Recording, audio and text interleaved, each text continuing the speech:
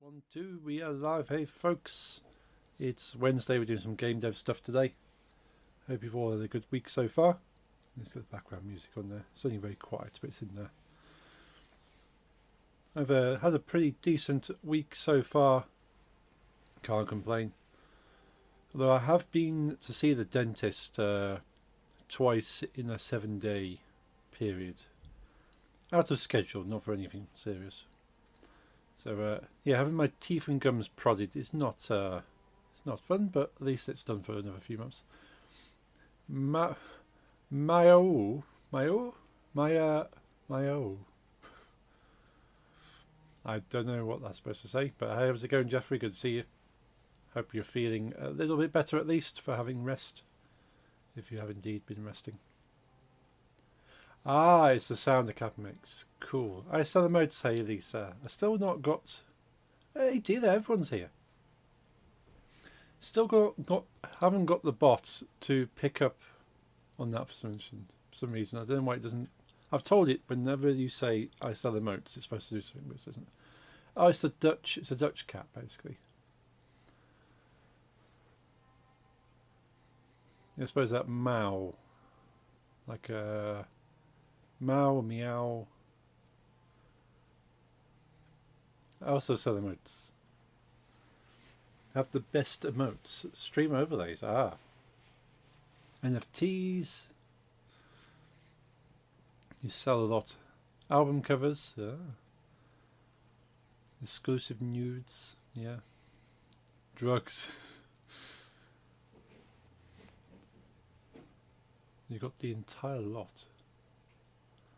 I sell second-hand used catalyst converters. Yeah, there's quite a market for those. You have to be careful. Your car suddenly loses its catalyst converters. They're in the second-hand market. Previous owner is not aware of them becoming the previous owner. You go, why is the car sort of kicking out lots of stuff? You can obviously run a car without a catalyst converter, but it is illegal, at least in the UK.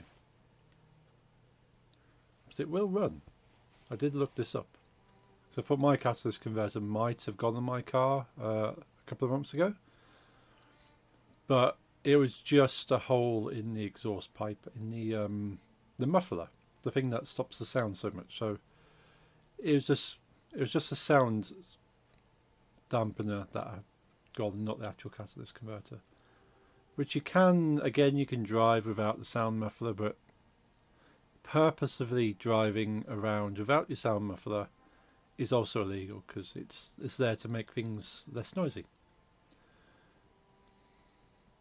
Even making a emote for you of me in the new doing drugs. It's minted as a NTF. So that would be worth something. Towing someone's EV and converting it into a V8. Yeah.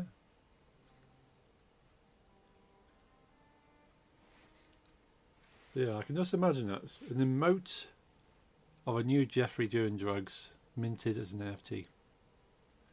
That would be, if NFTs, I think NFTs have pretty much died now, haven't they? Don't even do drugs.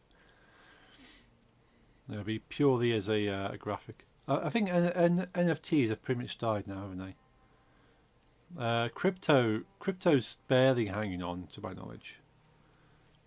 All the kind of non-fungible kind of things, it's been a bit iffy. Since the war has been going down, true, yeah, that's kind of knocked it.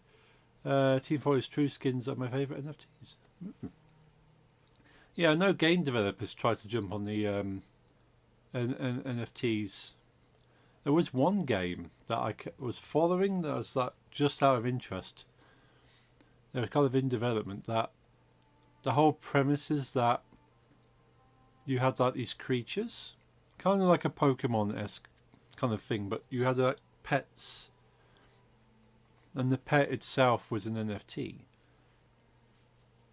And you were the owner of that one particular type of pet. Maybe it's a variation. Maybe someone else has the same type of pet, but it looks like different.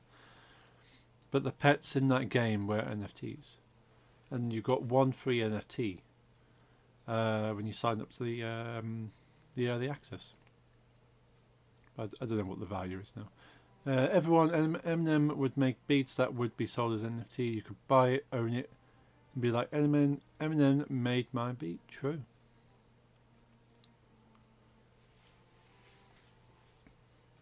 Yeah, there could have been so many things, but I know the NFT market kind of crashed. Selling instrument samples and NFTs. True, yeah. You could, but because I suppose it's supposed to be another form of copyright and ownership, isn't it? And kind of adding value to individual creations, which I can see if that in itself is a good idea, but it just become people kind of min-maxed it, didn't they? They kind of like what's the minimum amount of effort we can put in, and then slap a value on it. And of course, it's only, as with anything, it's only got the same value as the money someone would spend on it. So until you sell it, it's worthless. There's an NFT that's just a B-movie script in a PNG. But yeah, I suppose technically the script itself is still owned by the original owners of the script, but it's in its form as a PNG. I'm not sure. It's probably some way, say it's transformative, but not really. That script is still property of someone else, but that script in that form could be passed off as an NFT, I suppose. But then you could make an NFT of any copyrighted piece that you don't own and go, well, now I own the NFT of that. 50% transparency screenshot for the movie over it.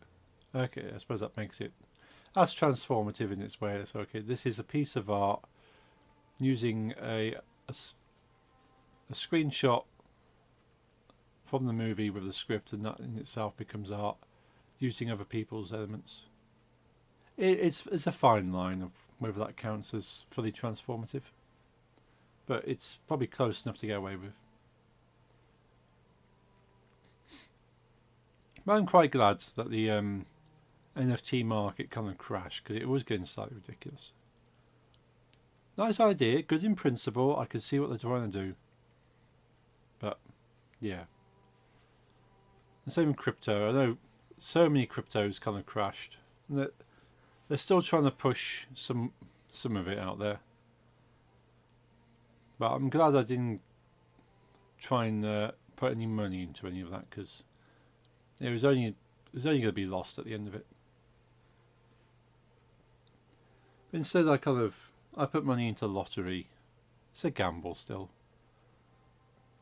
but at least you know your chances of getting something. Is that, well, you put money in with a pretty decent chance of getting nothing, and you might get something, rather than putting something in the hope of getting a high value as your default. It's kind of like where your expectations lie, I suppose.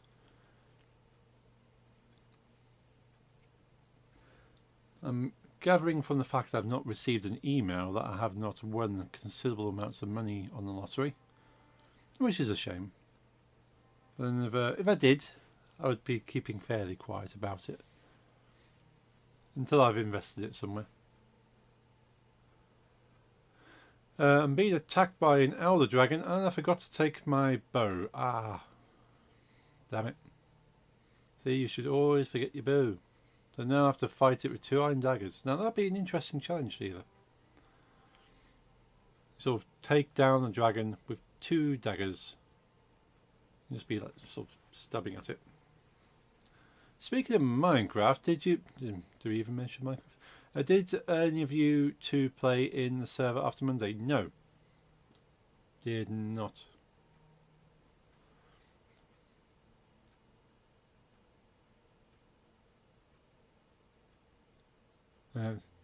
Sorry, Red. Elder Dragon is Ender Dragon. Ah, that makes sense.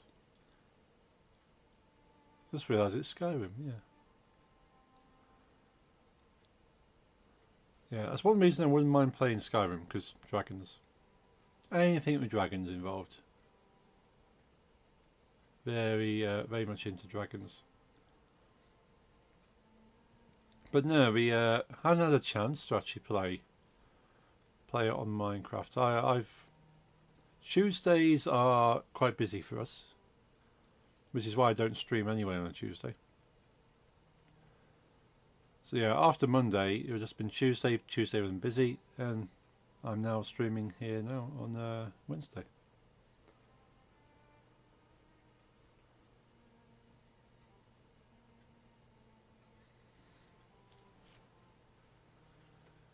Switch over to the other screen.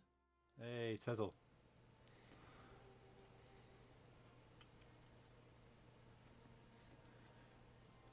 Yeah, we're going to do a little bit of game dev in Unity. We might switch over to Blender if I feel like doing other stuff. Not sure, do we have anything for Turtle? I don't think there's a command for Turtle. What is the full command? That, yes. There it is. Yeah, it is a Colt TH Turtle. Or Colt HI Turtle. Aussie. This one, only the name, yes. Yeah, so I was looking at some of the those earlier. I was messing around with the bot. I'll have to list a few of them, and I might add some more extra secret ones when I can find some time. So it'll just pop up randomly. And you go, oh, I didn't realise that was a trick. That was an emote word. But there are a few in there. The obvious one's panda. Panda just comes up anyway.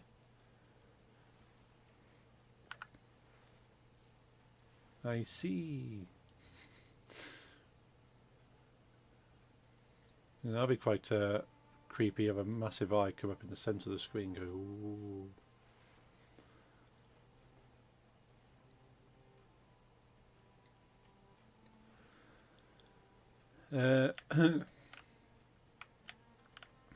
Right. So I am. Oh yes, we were working on this rubble generator.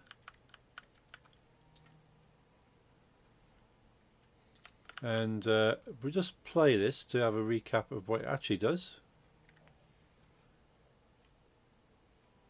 And what I need to do to change it. Because it just kind of explodes in a load of bricks. Oh my god, there's also cultists now. You've got cultists and a dragon, and all you have is 2 daggers. If you pull this off together, you'll be the stuff of legends. Oh, I love that animated demon emote. That's pretty cool. He hungry. Does he need souls? Or is he just after a sandwich?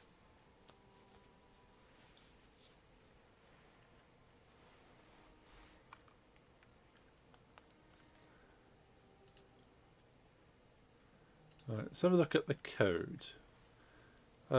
So this basically here is the higher level code to make all those bricks. So we need to rearrange this a little bit. My magic isn't doing anything to the dragon either. Oh, well, is it just is it resistant to magic, or is it just the is it just haven't got the power to take it down?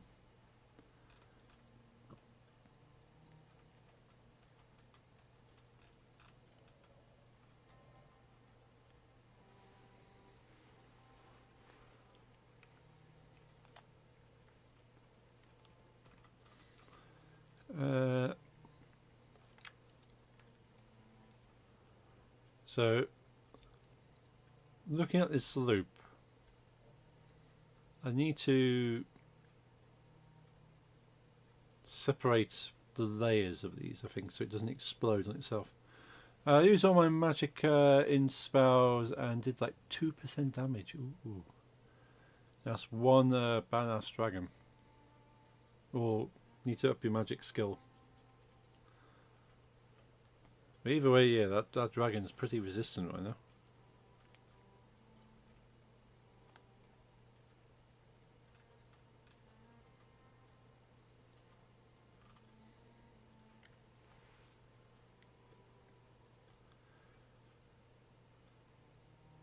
So I'm thinking, does that go...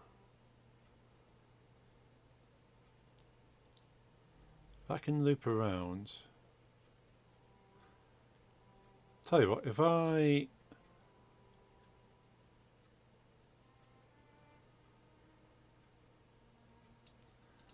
take this section out, it's coming out, so it will only produce one layer of bricks. And see if that explodes, because there's no point doing too much in this if it's going to explode on one layer. We've got to then determine how we distribute the bricks without exploding. So let's have a look. Do the bricks explode if I do this? This is one layer of bricks.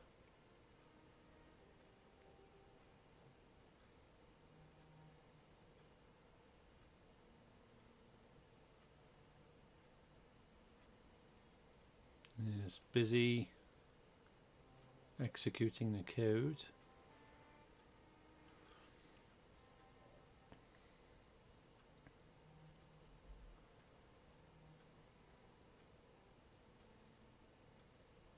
It's quite busy.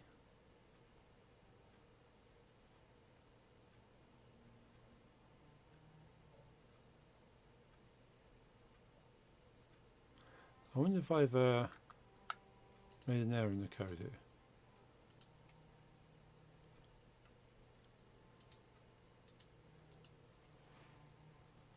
While it's doing that, let's have a look.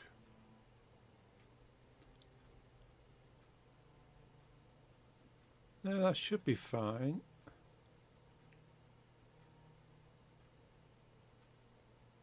So all that does is kind of reset it to allow you to do that bit again.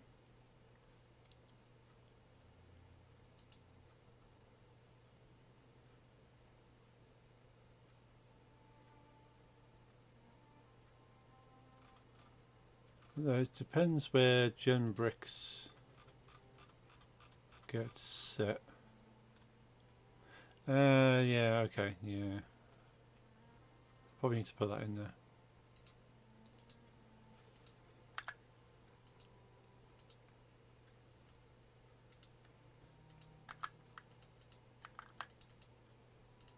The code will never finish.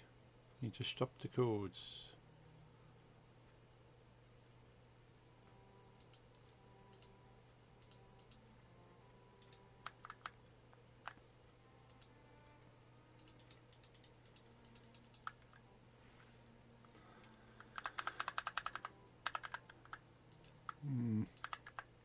Okay.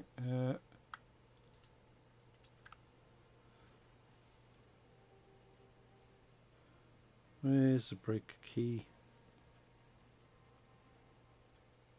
Do I have a break key on here?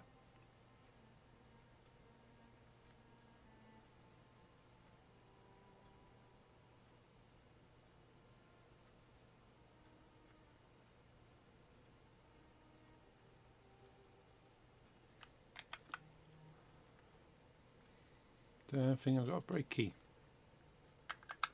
Would ordinarily be escape, I suppose.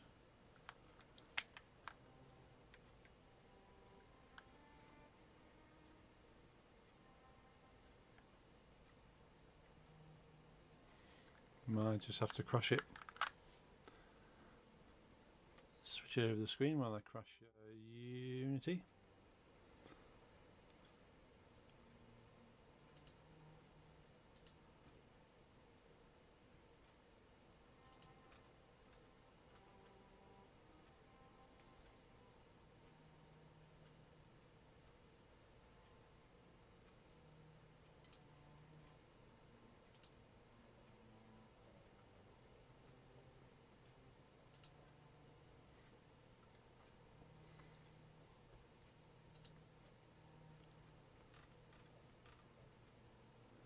I didn't put a get out clause into the loop, So it just kept looping and looping, and there was no way of knowing when to stop.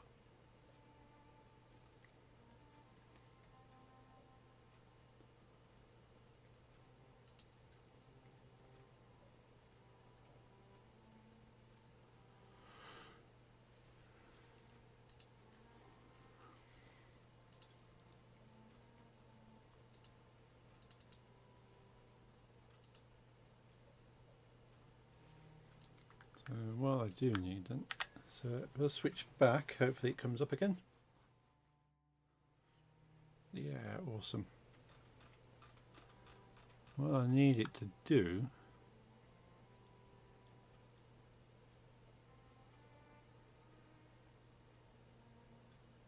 is within here still have an else, but make that false so it kind of drops it out.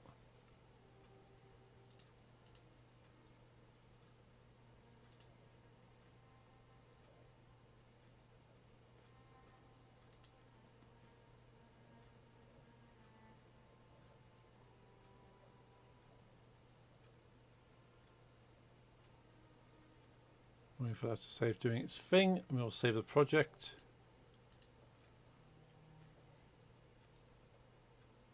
And we'll hit play now and see if it explodes. A little bit. There's a little bit of explosion. So that means so it's not really an explosion, it's a crumble. It's supposed to, it's a collapsing building, not a blowing up building.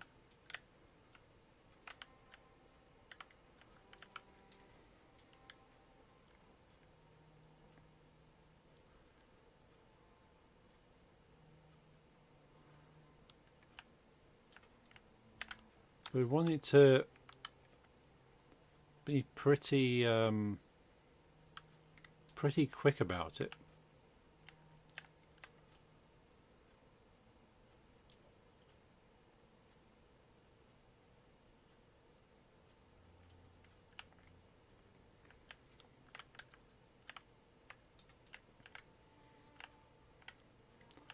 The distribution's not too bad, but I don't mind a little bit of distribution because that's quite natural. You'd expect the bricks to kind of tumble over each other and kind of spread, which is not a bad thing, but I don't want it to kind of kick the bricks everywhere.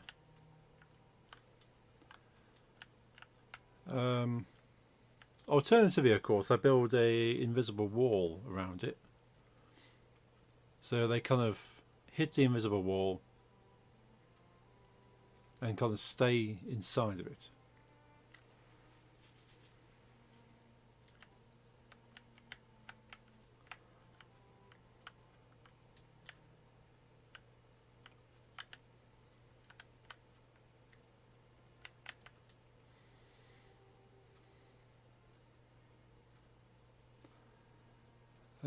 Because it's near enough instant. Because it's instant. I'm guessing I'm going to have to probably generate them at the bottom and then move up as I generate them. I think that's the only way I'm going to be able to do it, is to increase the Y value.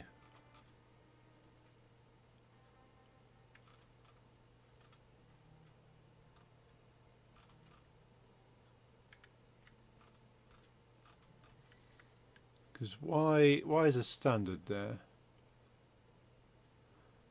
It perched and died from a cauldron going macfuck from the camp nearby. Oh, that was lucky. Bugs for the win. So max Y. So that's going to be min Y, I suppose. Is min Y is a thing?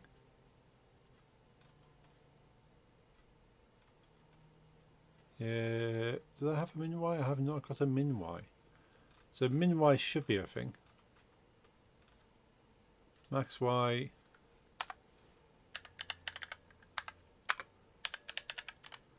Float min Y. There we go, we'll use that. Are you working on the other game in the background? Kind of. I'm not doing any coding on the other game. But what I am doing is like documenting and planning. So like all the ideas, all the concepts, all that kind of stuff, like the story, I'm writing story. So all that kind of stuff I'm working on while I'm working on the code for this game. And then I want to make things in this game which will use the same type of things, that when I start making the other game I can go, I can copy this. Will they have boss battles? Yes. Oh yes. The whole thing is built on having to fight a few bosses. There won't be Elden Ring style bosses, but there'll be. I'm looking to do boss battles like your classic games where they have kind of like Elden Ring in the sense that you have to memorize patterns and stuff, but not as complicated as that. Like all the old games, you go, right, the boss does this, then they do this, then they do that, and when they're doing this I need to be using this thing, and I need to use that power and then do that. So that's why I'm planning the boss battles to be like that. Okay, they're using this power, I need to use this. Kind of like classic boss kind of things.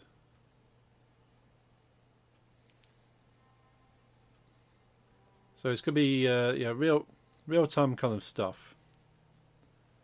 But it's not going to be melee combat. It's all going to be kind of spell casting.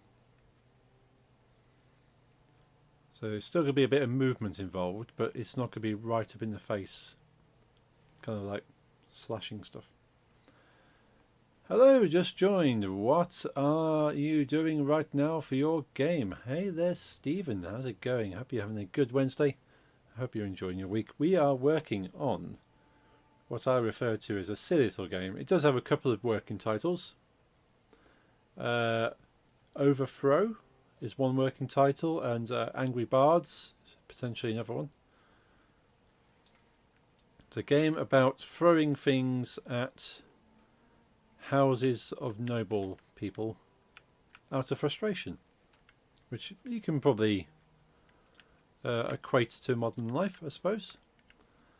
The idea being we knock down their houses because we have nothing. We live in small wooden shacks. They live in these big tall buildings with all the money. So we're throwing things like pumpkins at them.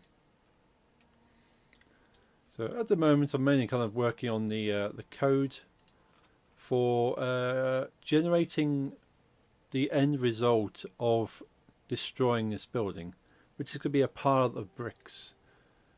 And the pile of bricks will be automatically generated. At the moment there's an interesting effect happening. I can show you what the effect is. It's not the effect I want it to do, but at the moment bricks kind of explode. That's not quite boom. It's not quite the effect I want. I want the bricks to be distributed, but I don't want them to explode in order to do that. I just want them to be distributed. So because they're all spawned at the same height, I'm going to do dynamic height spawning. So it spawns at the bottom, and then for each one that spawns it's slightly higher than the next. But I do have this spawning box as my my kind of boundary. So within this transparent box is where I want to spawn them. And I know the size of the box, so I need to work that into the code to say, okay, spawn your bricks within these boundaries. Are you going to have explosions? So this is kind of set in medieval times.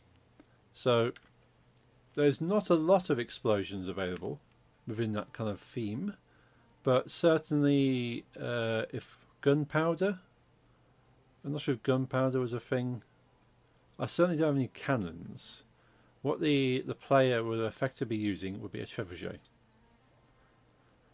But if gunpowder would be, I would have to have a look up. It doesn't really matter.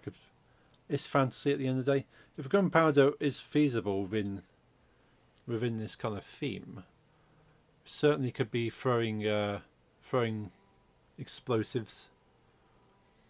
Possibly your classic round bomb with the fuse coming out of it. Challenge mode could be slingshot throwing pebbles. Yeah. Like, I would love to put all these extra things in, like sort of added challenges and stuff. But effectively, the way I built this is that once I finish building the first level in its entirety, I can make as many levels as I want, because I've made it so you just have zone boxes, and then the zone boxes do everything for me. So there's a zone box for hitting this. There's like a range that you can throw the things, and that's all kind of determined despite what's actually on the screen. Boo noob, boo noob, boo noob, boo noob. There's a lot of boo noobs. It's not personal, of course. Boo noob. Yeah, so we're going to calculate. Well, we don't need to calculate. We just need to increment the number. Just an idea, but you could have different weapons and different things to throw. I have a few things. I'll show you what my listing is. I've turned them all off for the moment. I'm watching your fellow countrymen dressed up as women. Oh dear. In RuPaul's Drag Race UK. Or RuPaul's Disgrace. Oh yeah, Drag Race, sorry. I was going to find that. Disgrace. No, Drag Race UK. Yeah, so I got a few items. If I activate these, you can see them. Hide the pumpkin. So at the moment, I've got a pumpkin, which is the last thing I made. We have a plushy panda. You can throw a panda. We have a chicken, which is I need something working on. We have a barbell, which I still need to work on. Chair, we have a chair. I know, because we've got meshes. There we go. We've got a chair. So we can hide the chair. The barbells. Why does the barbell not work? I know why, because I need to do all this, don't I? It's an individually created thing. There we go. So we do that.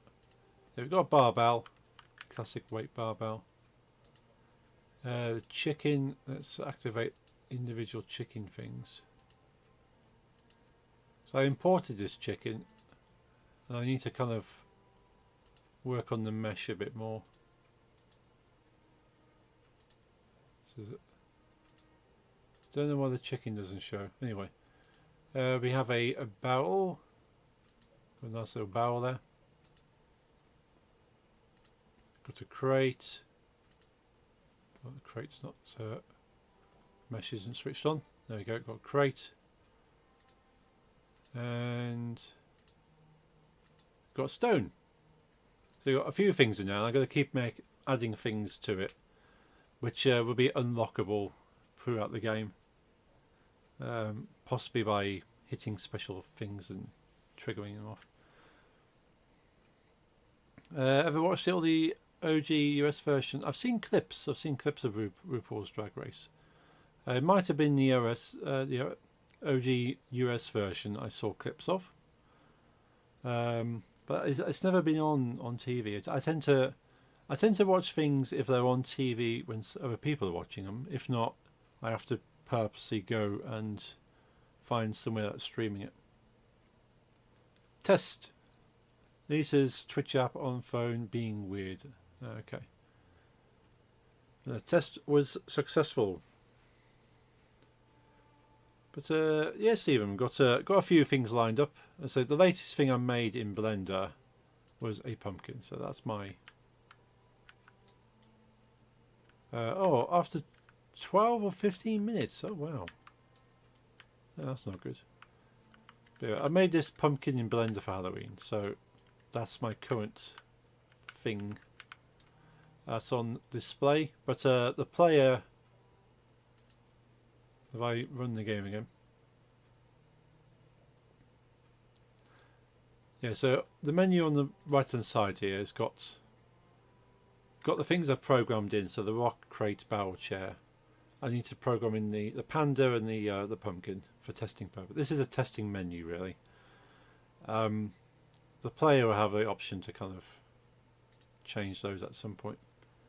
Are you going to release the game? And if yes, is it going to be free? So I'm thinking this one will probably be free because it's a this is effectively this is my first game.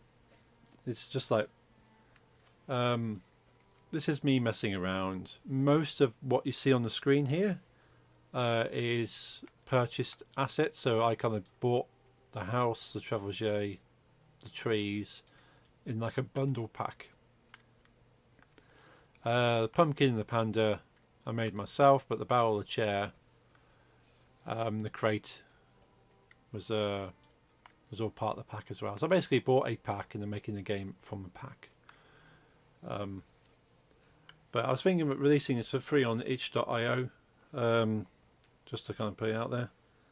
At least a version of it for free. I might do a premium version that has more content if people are enjoying it.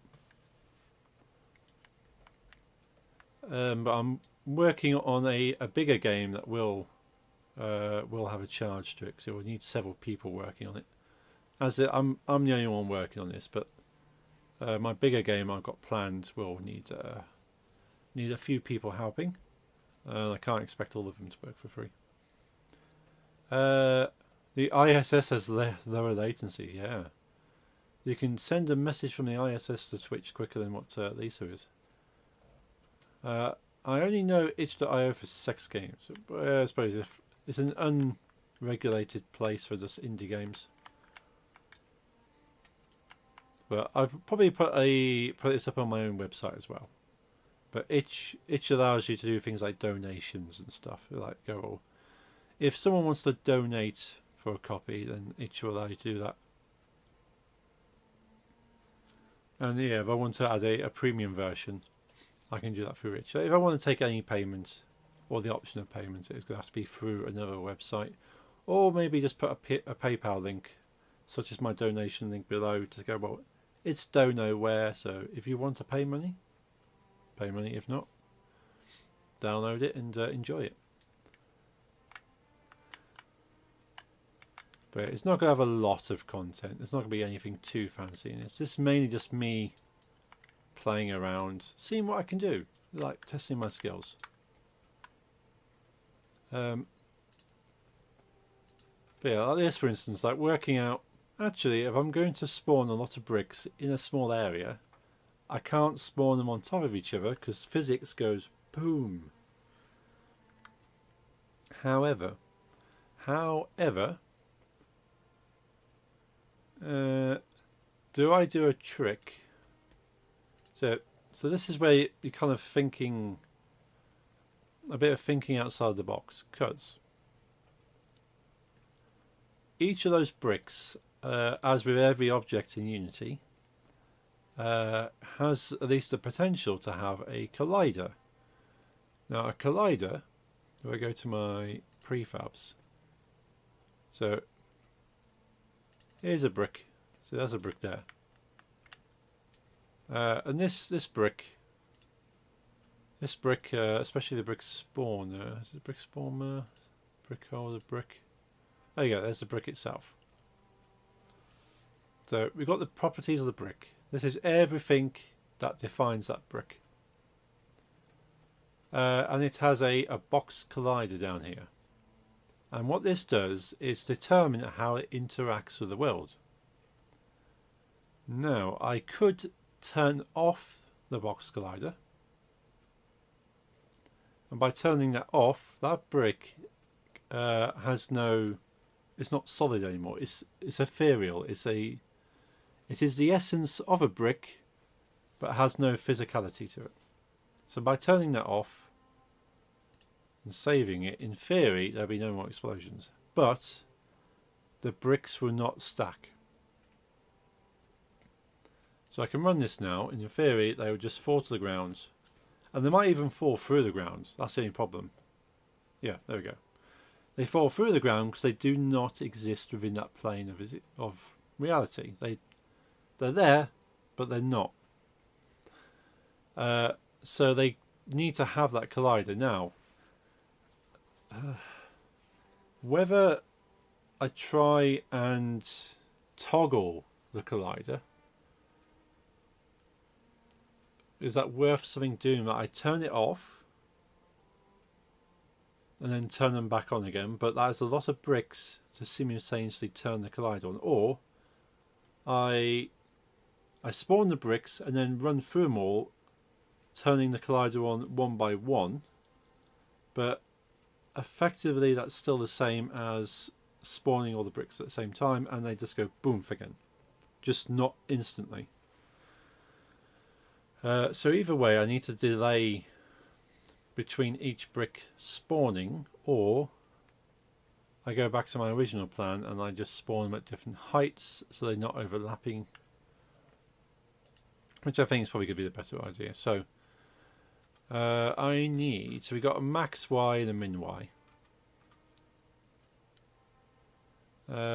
We also need then, so we got an XU now, XU XL, ZU ZL. So in between that, we do also need then a private float, need a Y.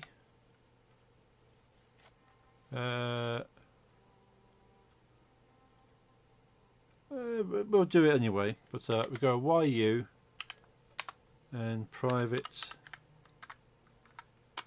float YL.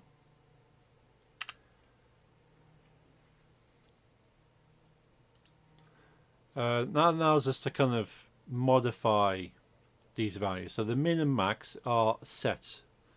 Once they have a value, they don't change. Effectively, they could be read only, but at some point they are read into, which is here.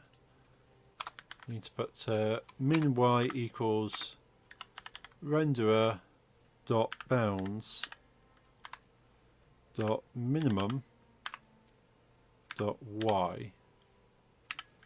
So that reads in the minimum y value of the box. So that's all fine. And in here, I need to put in the storing that as well. So yu equals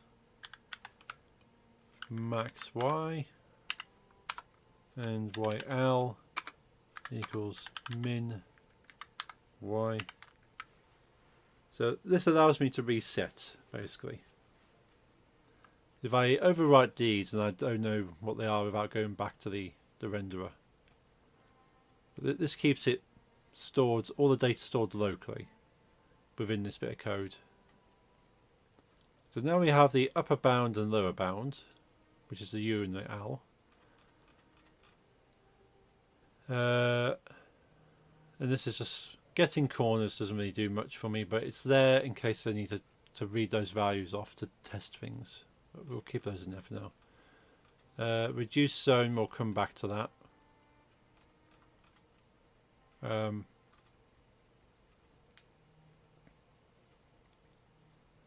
I could do having another thing, because that's all gets. So probably a bit above reduce zone, because it's be called before reduce zone. So we put a private void. Let's call this. So it's the y, isn't it? So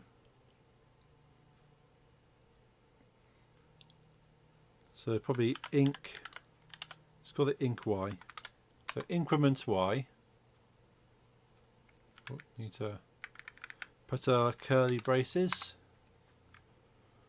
So inc y.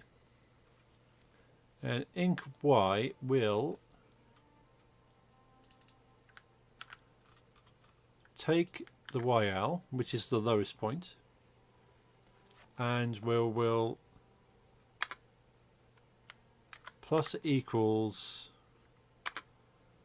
0.5 float. So basically adds 0.5 to each time it's run. But now here's the thing. If YL is greater than or equal to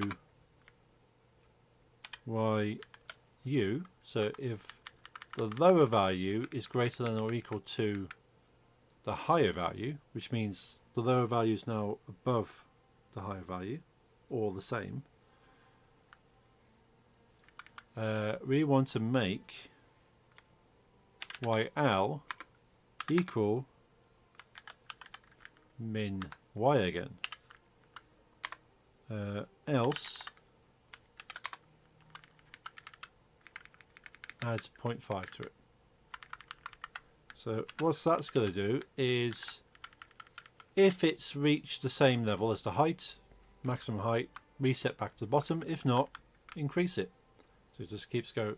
Have I reached the top? No, increase. Have I reached the top? No, have I increase. Have I reached the top? No, increase. Have I reached the top? Yes, back to the bottom. And all I have to do is run inc y, and that is going to be ran here. So inc y there, and what we shall do, need some brackets.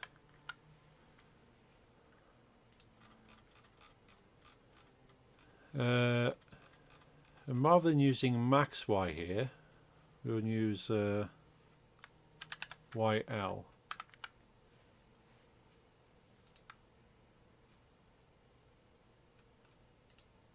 Save that. Okay, so that should keep going from the bottom to the top, and then doing this.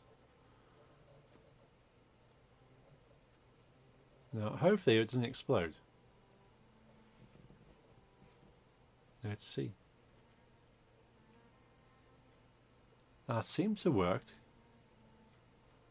If we hit pause in the game, those bricks have pretty much fallen within the box, because they weren't spawned directly on top of each other. They were spawned at different heights, and depending on the randomness, they shouldn't spawn at the same height as another brick in the same area. There's a chance, there's always a chance with randomness, but I'm pretty happy with that. So let's add in the additional levels now. Let's go back to here, so we can comment out the reset, which is vital for the whole thing to run, and we'll put it back into there. Save that. So now it should, in theory, I hope, in theory should add a towering pyramid of bricks without it exploding.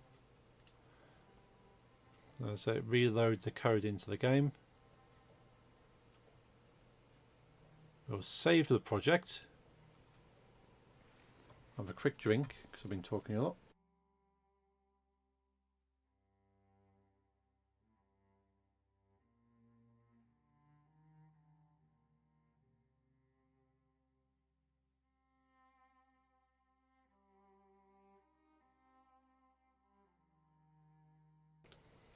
Right, moments of truth.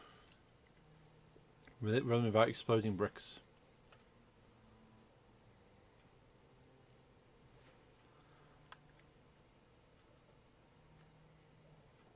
There's a little bit of lag there, because to be fair, there's a lot of bricks, but that very much looks like a pile of bricks. I think we might have gotten that bit down now. Now the magic trick would be to swap this building with this pile of bricks.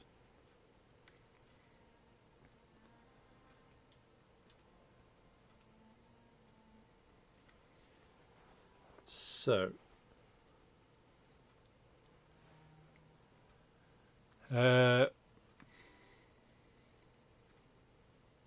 so I'm going to want to have something,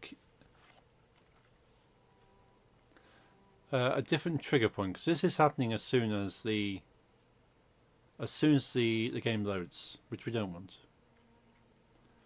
So if I hit stop on that, if I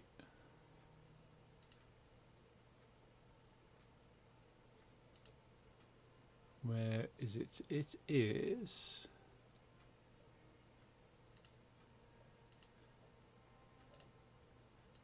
what's it called? What do I call it? Oh, that's spawner there. So if I untick that, run it, does it run? Or does it wait until I tick that? It waits until I ticks it. Awesome.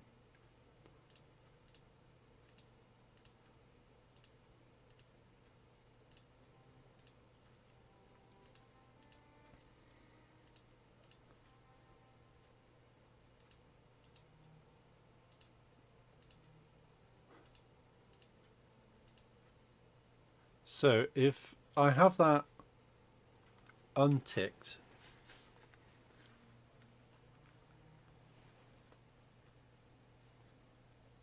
now I wonder what happened, because it was spawned probably on top of the building or whatever otherwise. So it's got to start with that unticked, and then when the building gets destroyed, it's got to tick it, and that comes up. So can we do something? Can we do something fancy here? The moment of truth. Let's move that over the building.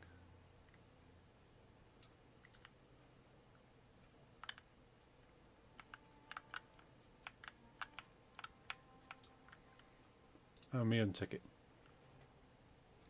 Now that rubble spawner is there.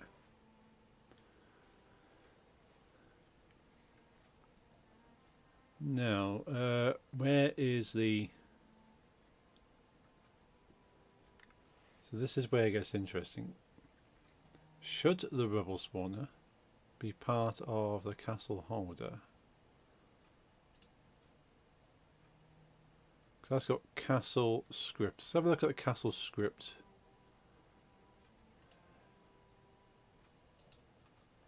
So castle is collapsing, pop. So castle empty, set active pop. So it probably needs to be within castle. So what we'll do is we shall put it up here.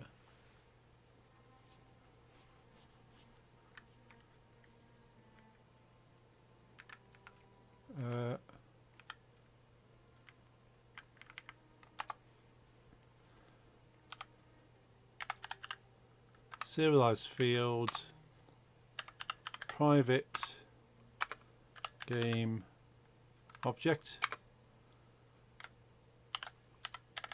rebel spawner,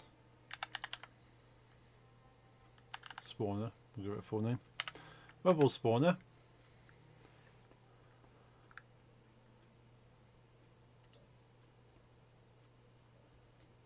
and rebel spawner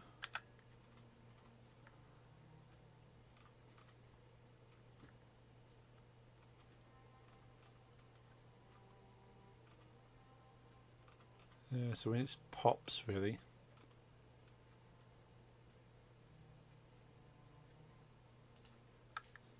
so that must have popped, and then that needs to be set active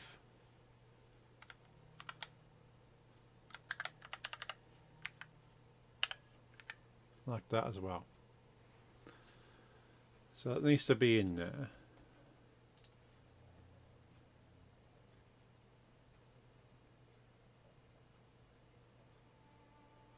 Okay. Now the rebel spawner I need to drag inside the castle holder, ideally I suppose. And then let's get back up the castle holder. Let's go into there. Cool. It's still there. Still there? Awesome. Do that. So we shall save the game.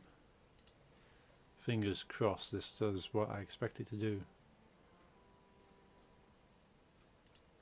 Let's play the game.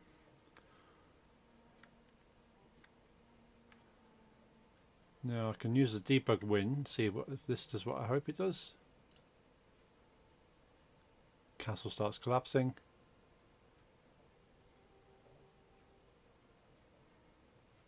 Disappears.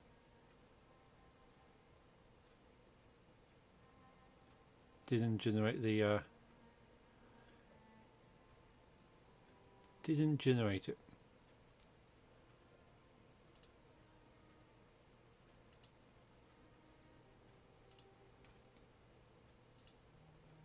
Supposed to do that. Okay, so it didn't activate. Like a box. Well, I suppose I'm not supposed to box collider. So it didn't activate the bubble spawner.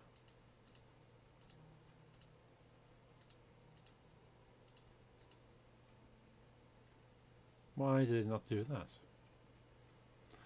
Why did it not?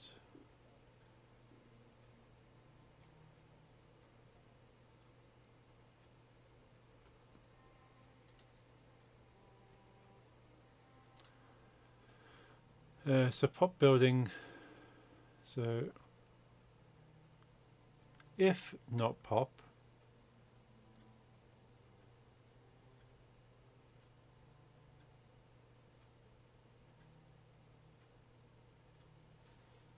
is collapsing. So it's pop, castle default location.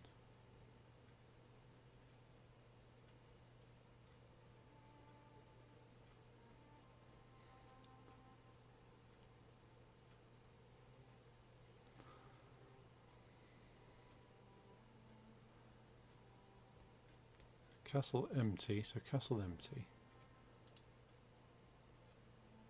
is castle, which is whole of that, and that just hides the castle. Ah, I know. It's because it's not, it's hiding it, it's already set to hide, that's why. Silly me, okay.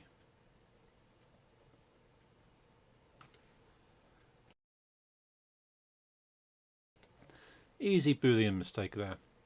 True and false is the wrong way around. Let's save that again. Run the game.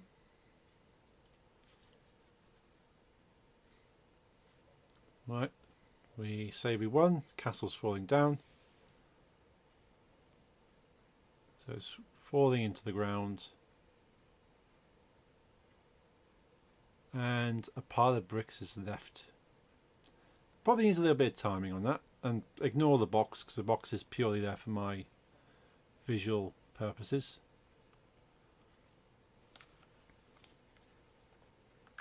That's kind of what I wanted to happen with that. Okay, so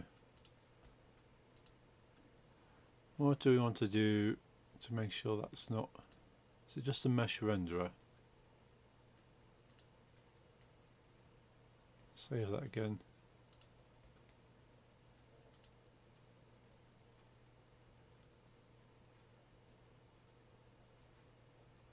Okay, we win. Castle starts falling down.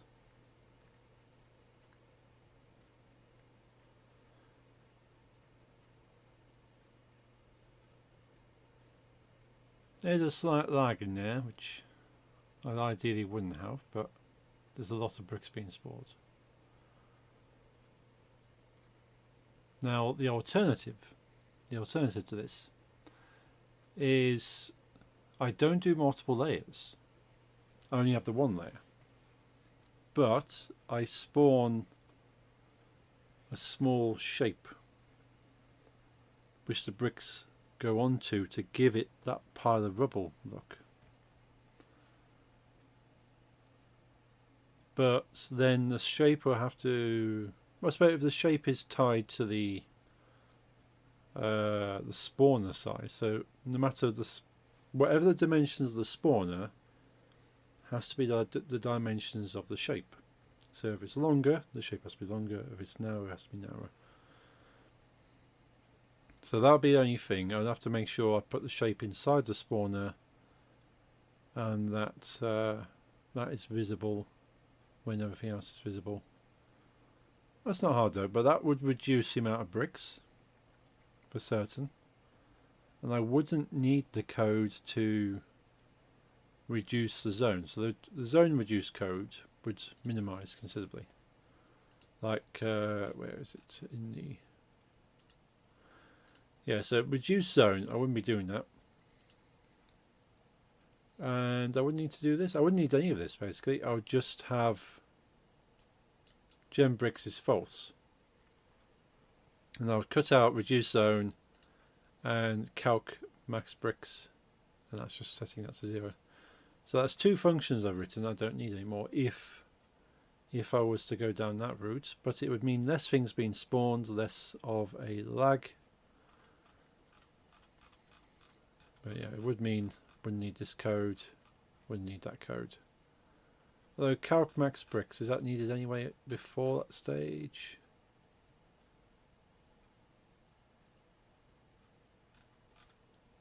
Calc max bricks.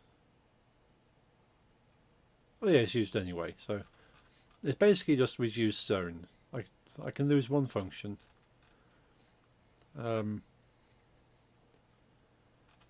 And I'll just spawn it on top of a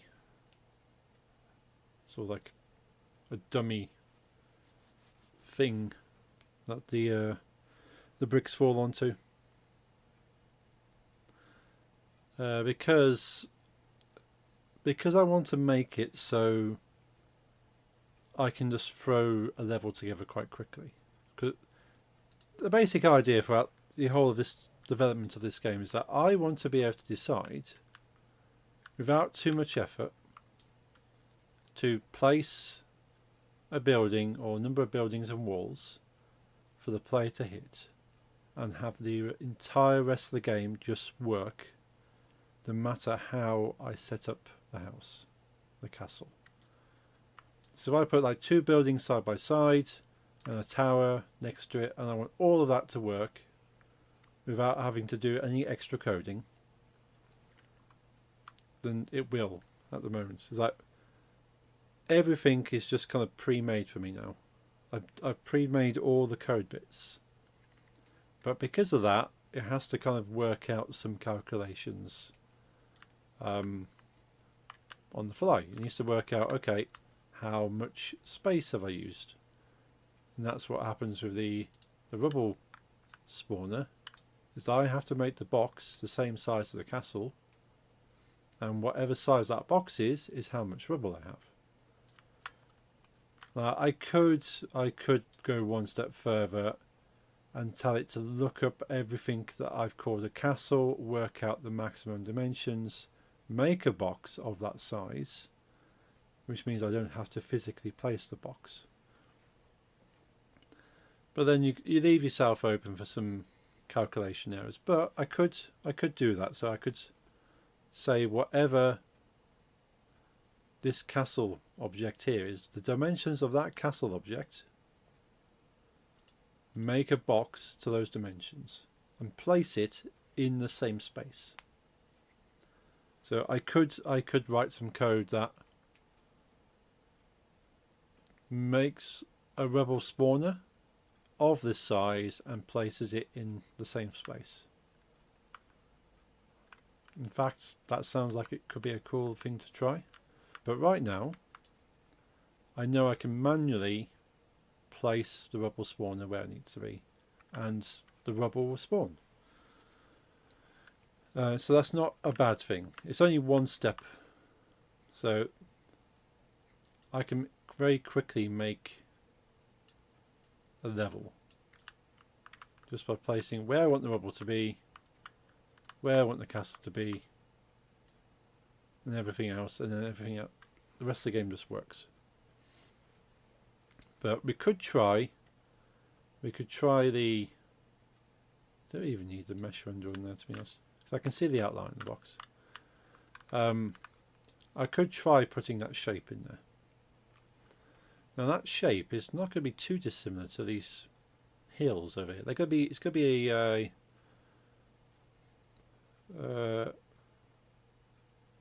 circle, a sphere, like a stretched sphere, I suppose. So let's close that up for a second. We want a new 3D object, and we want a sphere.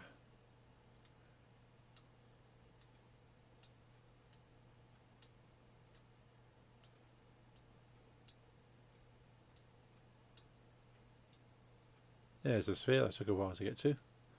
There's our sphere. So if we go back into the castle holder, it's the rubble spawner. If I make this rubble spawner 1 by 1 by 1,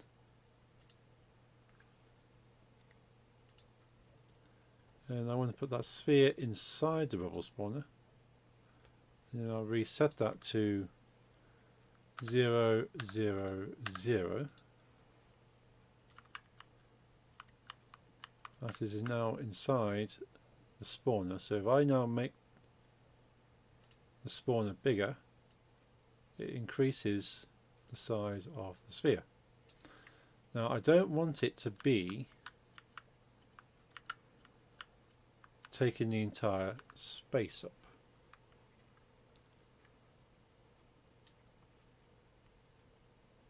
I want it to be kind of less than that. Now I could make something in Blender, like a dome, like the hills. I could make the hill. I probably should make the hills in Blender and actually make a proper hill.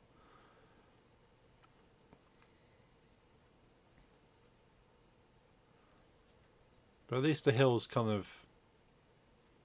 Do the hills? I'm not sure if the hills have actually... The hills have got a mesh render on there. Yeah, they've got a mesh collider. But they don't collide with the...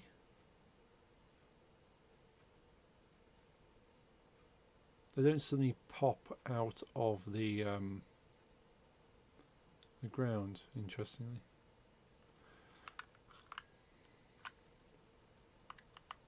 Anyway, right, so let's make that back to 1 by 1. So we got back to our perfect sphere. Now if I make the sphere inside of here smaller, I can make that 0.5 on the height. And then we move that down to make that minus 0.5. So within the context of the spawner, it's actually sat. I'm sure you can see that very well on the screen. It's sat at the bottom of the box now, which is kind of what I'm going for. And that has that's another collider, but that has a collider. So if I now take the rubble spawner and I make it bigger,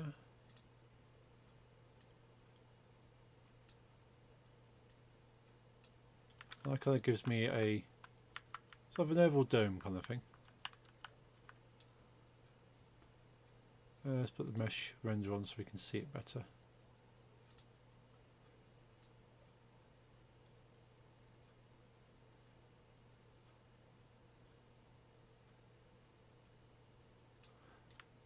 Now the only problem being with this, the bricks will try and spawn in the dome. So I'm going to have to spawn it a little bit above.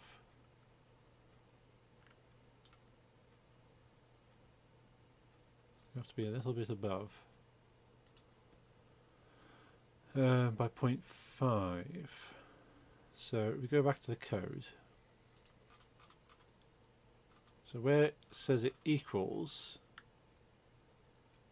that's going to have to be plus 0.5 f, and where it is down here, plus 0.5 f. So that just means it spawns slightly above the dome, hopefully.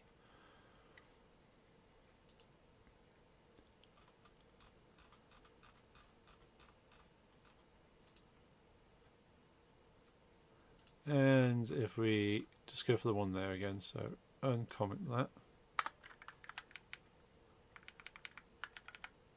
and comment these bits out again, because we don't need those at the moment if we're going for one layer.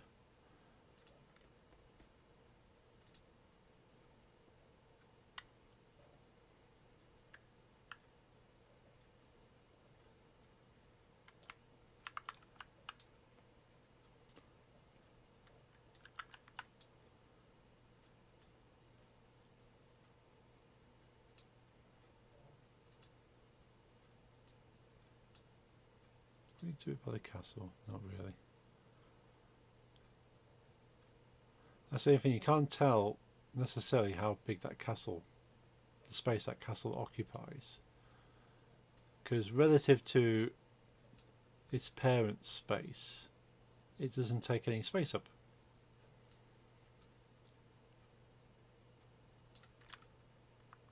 But physically within the world it does. Same thing I found with Unity is that you got local space and global space, and sometimes it's just easier to do it by eye.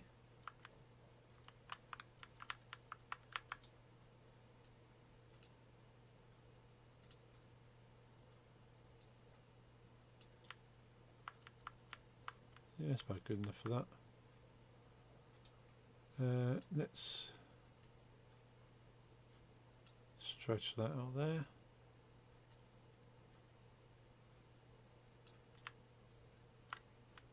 Oops, a little too much maybe. Let's shrink it a little.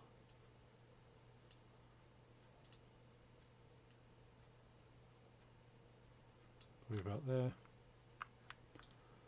And let's increase its height.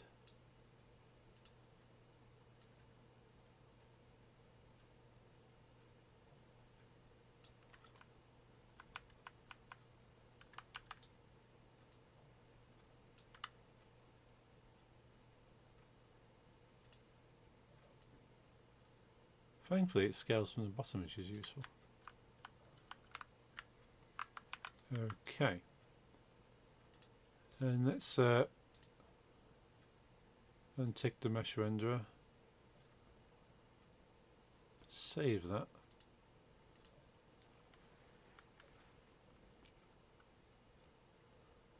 And see what happens with that. See if it shows a better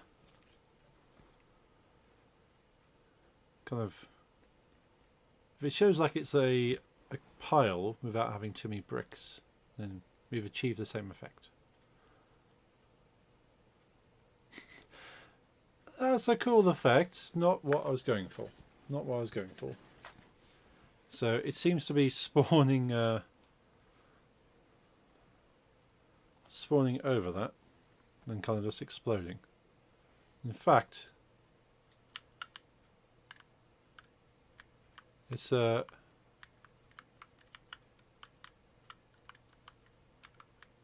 spawned on top of the dome, which is interesting. Oh, is that? Has the sphere got a massive collider now? Is that what's happened?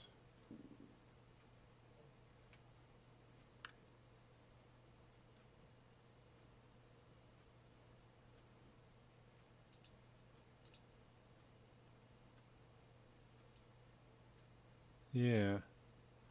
Okay. Yeah, because it. Oh, yeah.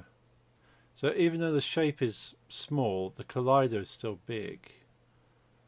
So what I want to do then is, yeah, let's come out of that. So this sphere collider I need to remove that. But then add a different type of collider. It is a edge collider? Mesh collider, that's the one. So that basically maps to the physical object. So rather than it exceeding the object, it actually maps to the object, which is what I've done in the hills, I think. I think the hills are mesh colliders rather than sphere. I click on that. Yeah, I did mesh for those. We'll try that again. So basically I spawn the bricks inside of a collider, which means the bricks desperately want to be outside of the collider, and they do so at speed. Right, so pretend to be 1, smoke, building collapsing.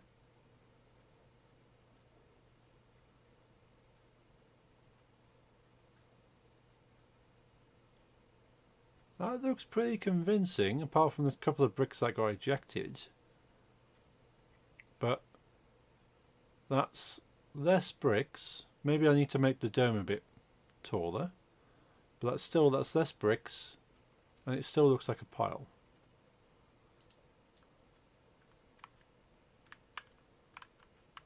Need to hide that reticle though.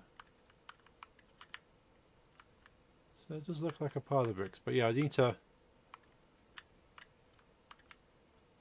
to make that a higher dome. So where's the reticle involved? That's part of the aiming. I suppose that's part of the aiming system. So yeah, it's not the castle that's being destroyed, it's the aiming system. So let's go back to the bubble spawner.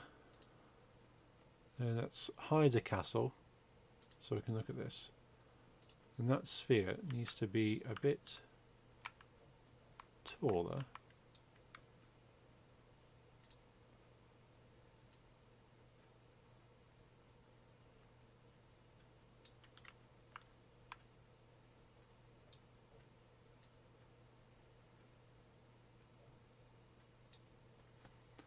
Let's put it at 0.8. Let's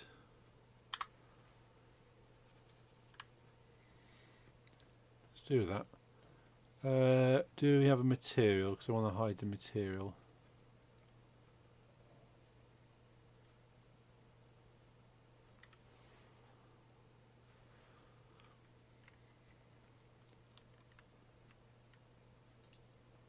These bricks, what material does the brick have? It's got to have a material. Default material. Fair. What's that got?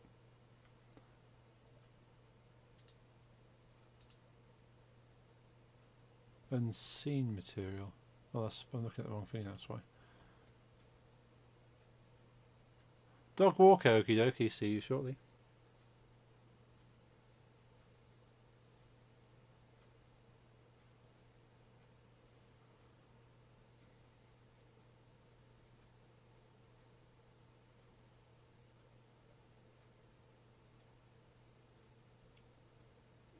Checking messages. Making sure I'm missing anything important. Doesn't look like it. Cool. That's default material. That's 2 is default materials. Okay, maybe this doesn't look right. I'll have to make up a brick material anyway. Like a stone. So what we'll do, we'll hide that. And we'll make the castle visible.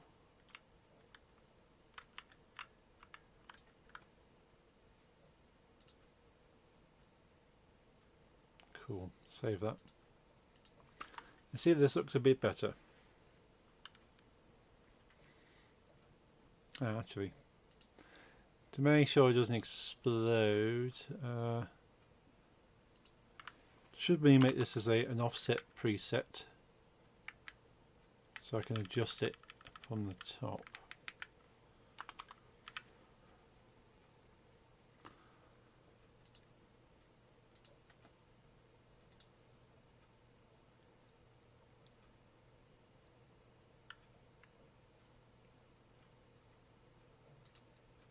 Save that there. Run the game.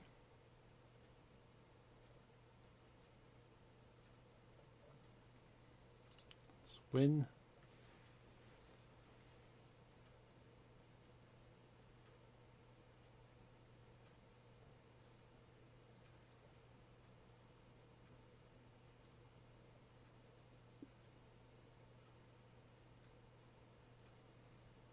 Yeah, apart from it, it still looks like it explodes a little bit.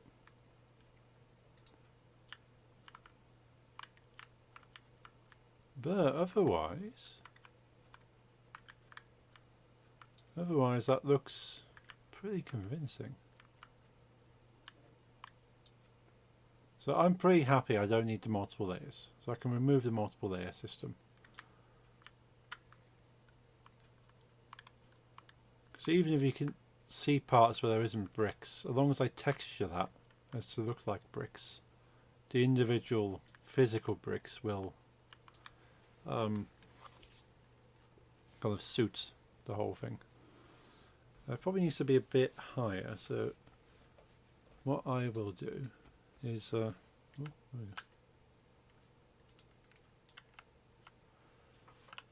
I'll make it a variable, so it's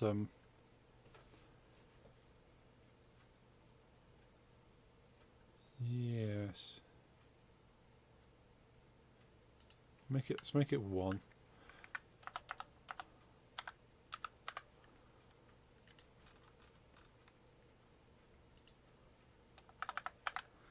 Anything I can imagine, if I do change the height, as long as the height is consistent, then this number won't change.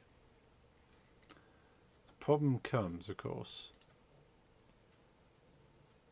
if I start changing the height. But the rubble doesn't need to be any higher than this height. Because it's rubble, it's going to be pretty low anyway. Doesn't matter how tall the building is, the rubble will stay pretty low to the ground.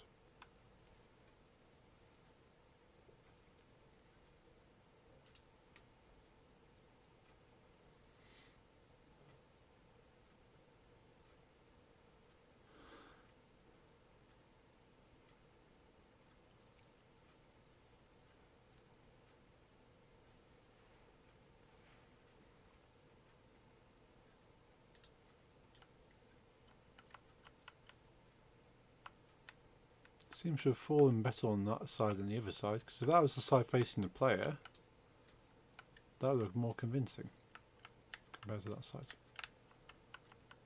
That's okay.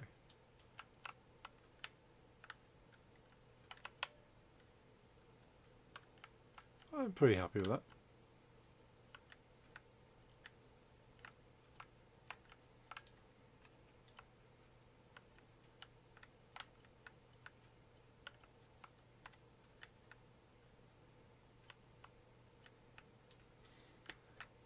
Now, what I'm going to need to do is have a an animation of a arm holding up a white flag and waving it, and that needs to kind of spawn at the same time, I suppose. So that's going to be an object within the bubble spawner, I think, because it could be waving the flag while the bricks are being generated, unless of course it ends up flicking the bricks everywhere.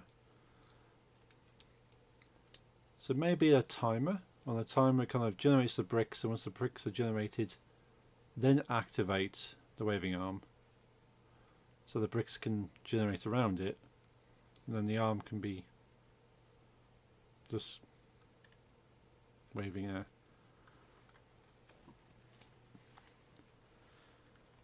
So that would be something I need to make as well.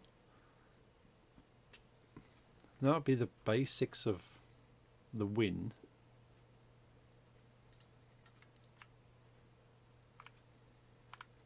So let's make a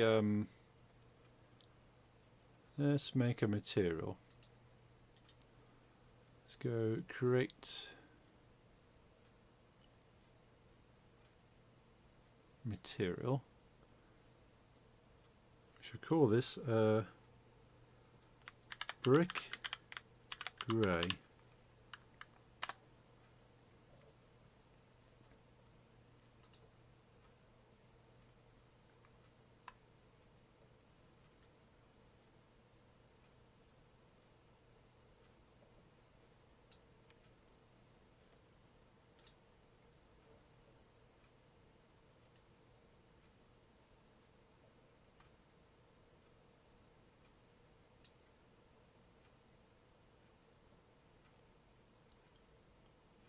Go for that. Yeah, that's nice.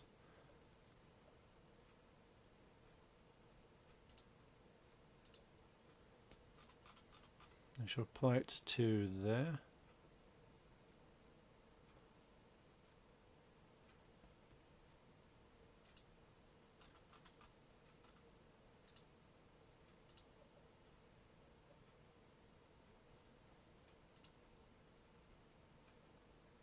Let's go to materials.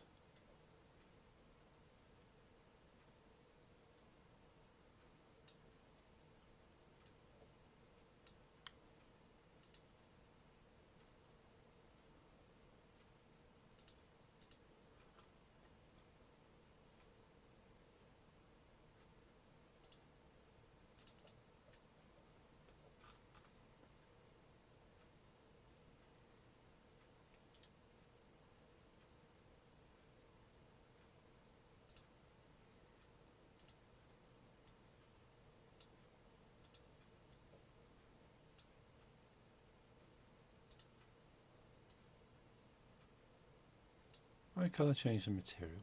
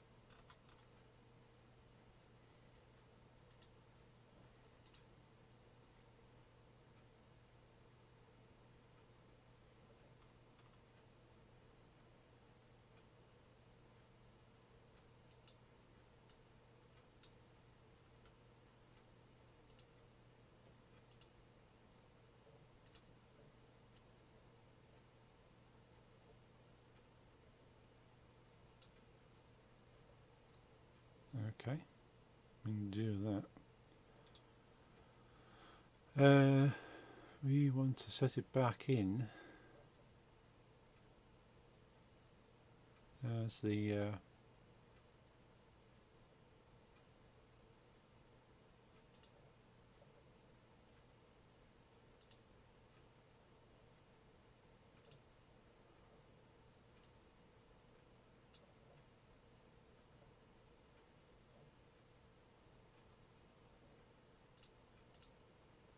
red grey. Cool. And then delete that.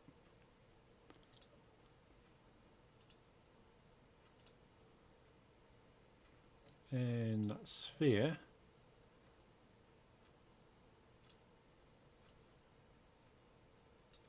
it's now brick grey. Awesome. Okay. Not sure why it was playing up, but we got that sorted. I realised we haven't got any music playing. It's a whole hour.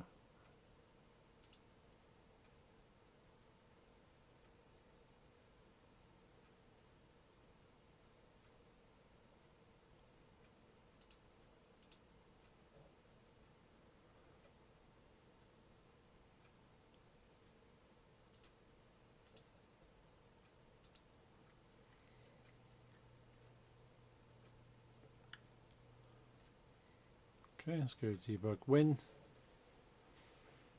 Let that fall.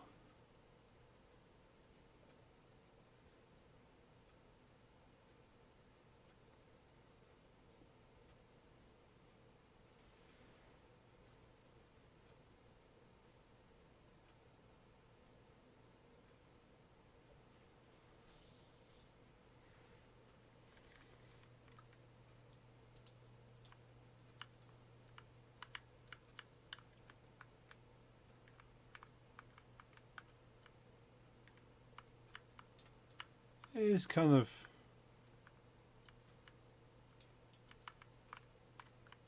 unfortunate that a lot of the bricks seem to be falling on that side rather than this side.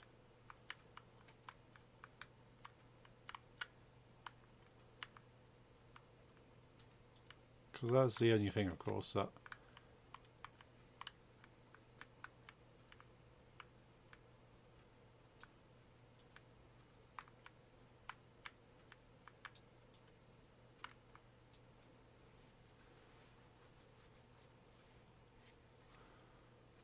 but that's kind of that's good enough for me on that.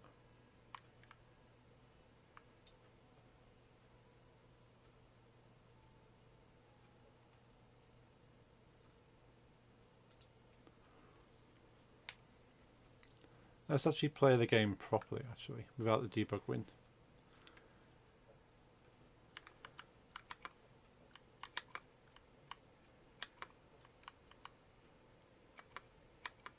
Look at that wall over there, just collapses now. I can probably delete that object, as long as it saves as a prefab. I know the code still exists. It's just didn't quite it was more complicated than it needs to be, but it did allow me to make the rubble spawner with the knowledge of how to make a procedurally generated brick wall. Has allowed me to procedurally generate a pile of rubble.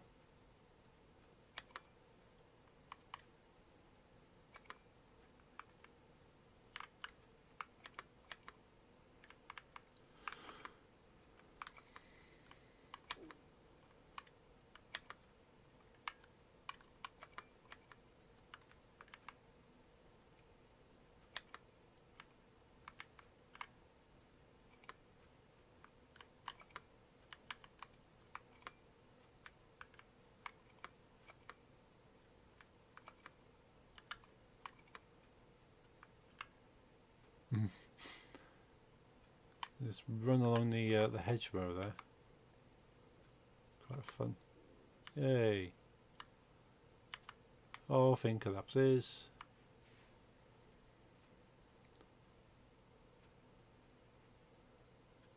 Yeah, I'm pretty happy with that effect. Looks quite convincing. And the bricks fell a bit better this time as well.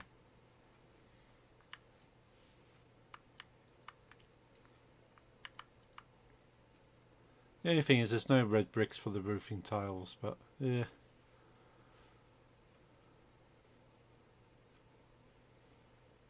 I could go down the route of generating red bricks as well.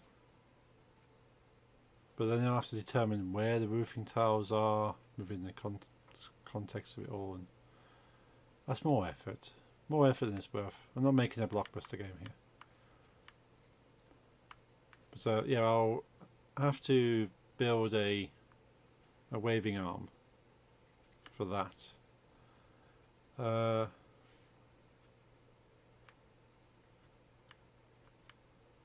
Is that it for the house then?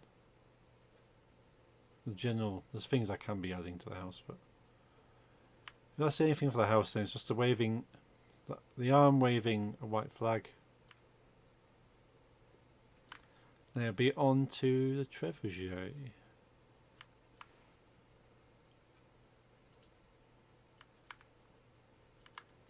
So every place again then.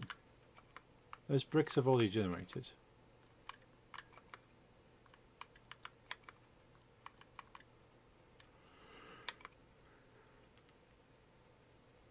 Yes, this is the thing to test now. Those bricks are already in the level. If I complete it again, it won't have to spawn the bricks. I'll just show them.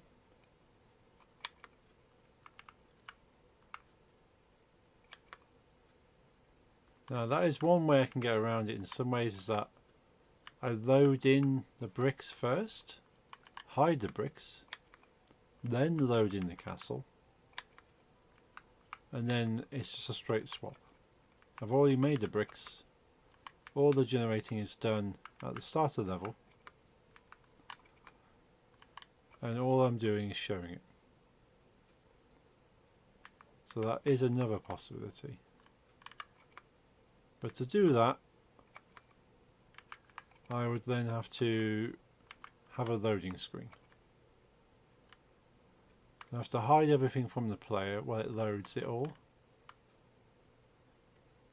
Then show the castle when the player, when everything's ready to go.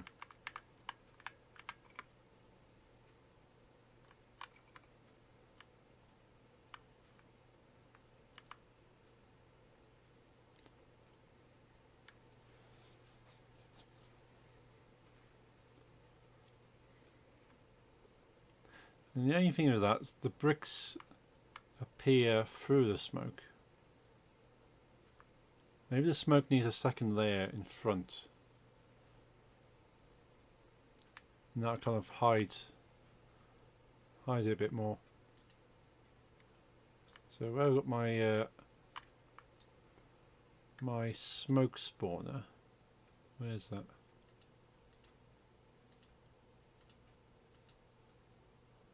Smoke holder. If I doubled up the smoke holder and had another one, maybe that would kind of hide it more.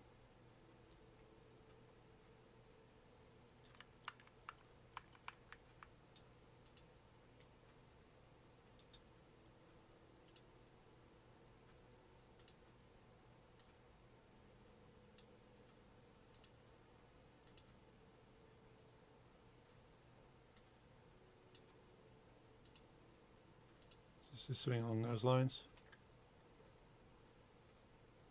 Cube, what is cube? Oh, that's cube.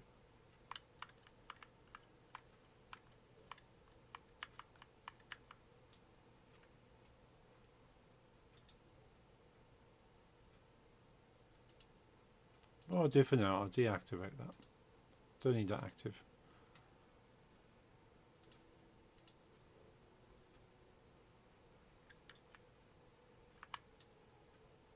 Let's run that again.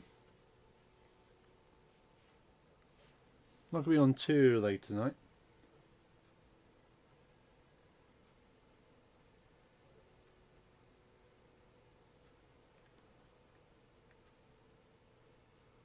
Let's win.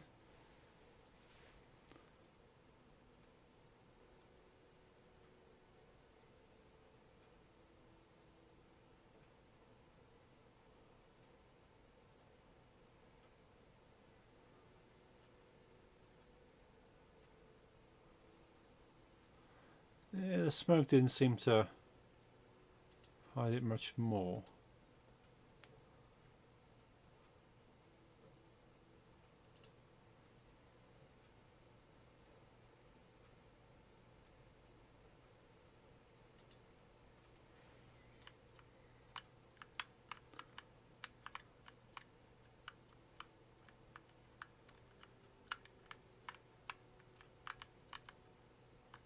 But I could put a series of smoke generators. So effectively that is quite literally a smoke screen.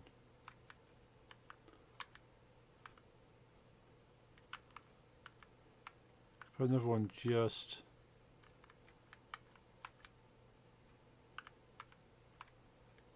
inside.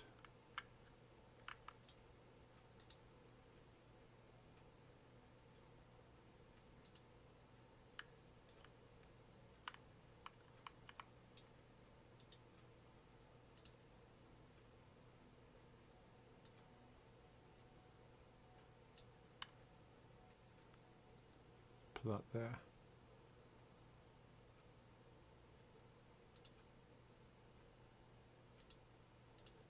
So you've got 3 lots of smoke.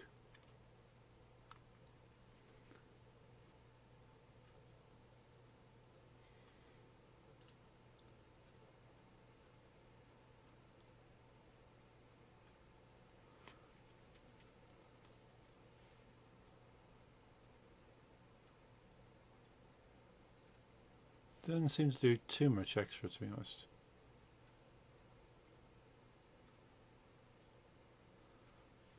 Probably just needs the smoke to go on a bit longer. I probably don't need to multiply the smoke.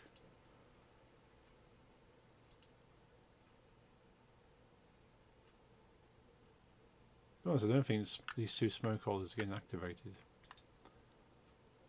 Delete those anyway. So smoke holder is there. Smoke object smoke.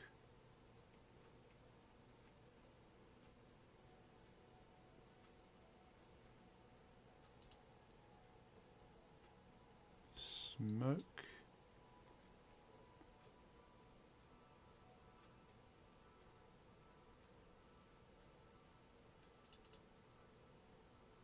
Smoke grey.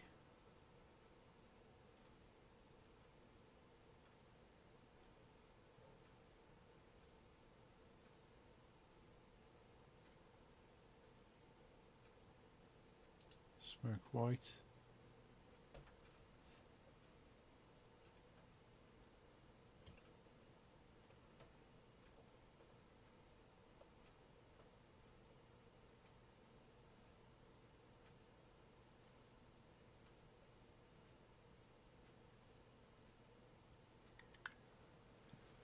Okay, so it's duration 10.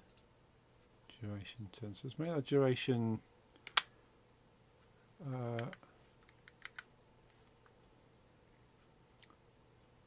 14 and that 14. So it just makes the smoke go on for a little bit longer.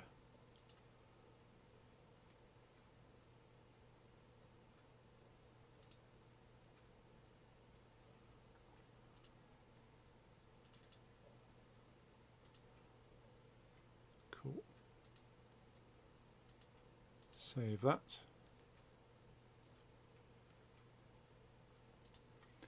Run this. We'll see how it looks, and then might call the stream a little bit earlier tonight.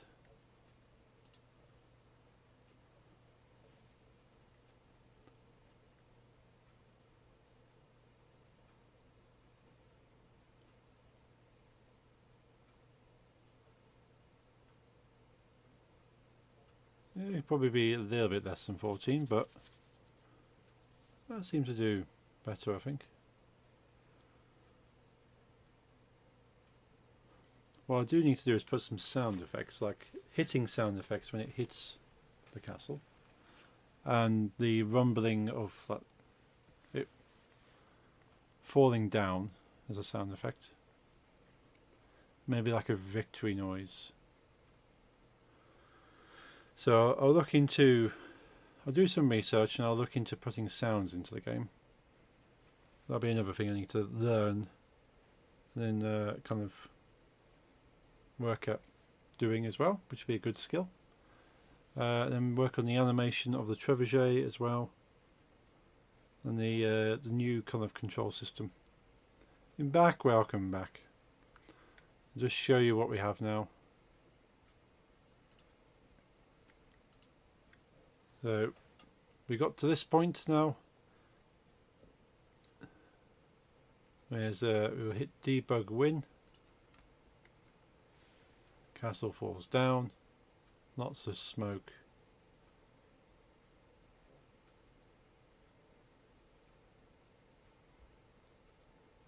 And as the smoke clears, we can see the pile of rubble underneath. You can still kind of see where it switches. I don't know how much effort I want to put into covering that up. It's very good, thank you. And so what I want is like a little arm going, I give up, waving a white flag. As a creator, you see more true. You didn't see. Now there's like half a second where you just suddenly see bricks and then they fall. But the whole point is quite a literal smoke screen. It's like there's smoke. Oh no, what's happening? And then oh. So like the point where it switches, so the person that's just played it doesn't even notice. Yeah, I have that in theatre. Like if you are on stage and you're saying like a line as an actor, only you know when that line is wrong. Like the other actors do, but the audience, the players, people enjoying the content does not know that something is not right. Kind of say in my comic, I see weird ass details I like be worried about, and then when I notice I did wrong colour shoelace, for example, and then I notice no one that reads actually notices. No, I would have not looked at the shoelace.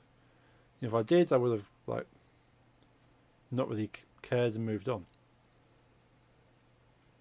But yeah, this I could probably tweak on that. So same with animation switch, yeah. It might be something I could tweak. Maybe if I bring the smoke forward, like at the moment the smoke is here. So I could move the smoke a little forward.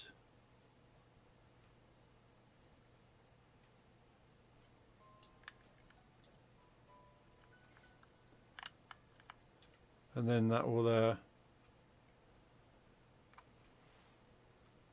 sort of be in front of it all, so I could save that. So the smoke is there just to hide what's going on. So as that falls, you're not supposed to see the building disappear behind the smoke. Now that to me looks better, because you can't see much. You can see a brick or two. Yeah, that's better already. Just moving the smoke slightly closer to the camera. Sort of, you don't notice. You notice only a couple of bricks. You don't notice more bricks. There's bricks that fall through the smoke, but that's okay, because you'd expect the bricks to fall through the smoke. So I think I might even be happy with that. But yeah, I just need to make a little arm waving, which I'll probably do in Blender, and I've got to add some sound of like rumbling, like like some kind of basic kind of sound of the of like a building collapsing, and I might try and put a slight shake on the building, so rather than it just going down, having the building shake from side to side slightly might look a bit more realistic. You really liked the kiss, by the way. Normally you only do emote if you like. Today you commented. Oh yeah, I do. I like the colours. I like the colours in the kiss one. But it was like normal kiss black and white with like red and orange. But no, I liked all the extra colours. trouble I get getting that one.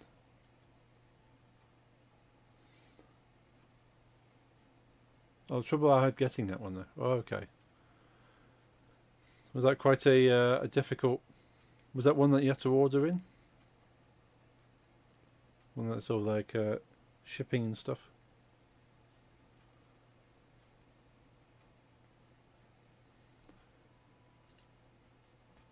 So a quick look at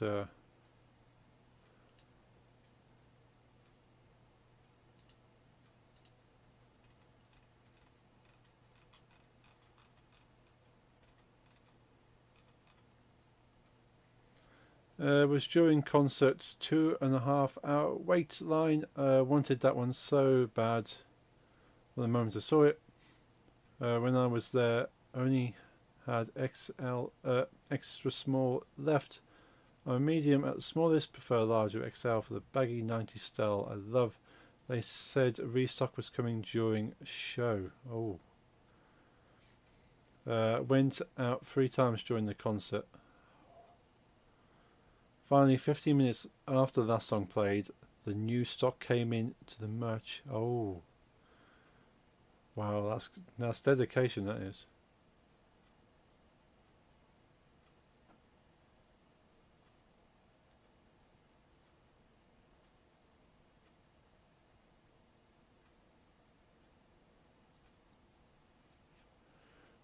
Yeah, so that's I can understand that's a really cool shirt. I need it, love the colours, and the fact it's a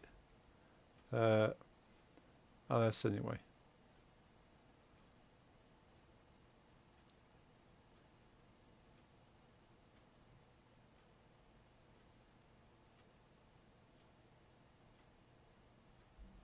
It's the last concert in Amsterdam ever before quitting the band. Oh.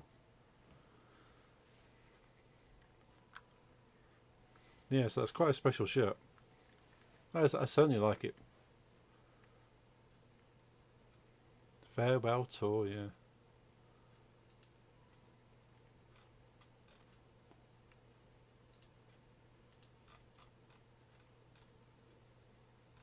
Is collapsing. Shrink rate float.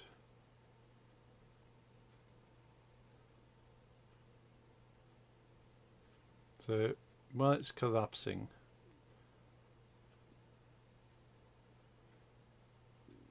so I kind of want it to go side to side here. So what's the side to side going to be?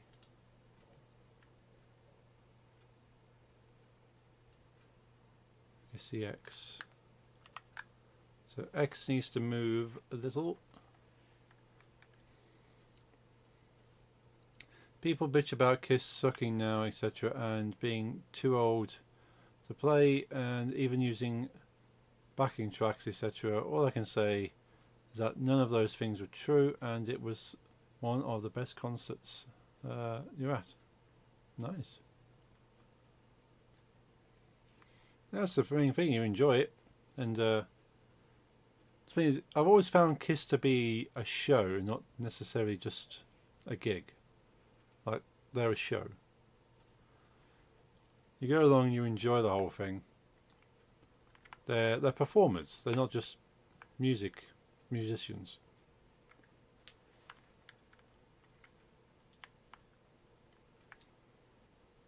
I like bands that are performers as well.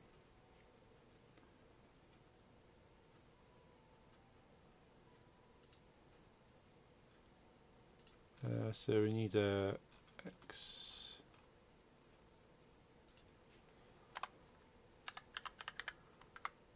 Private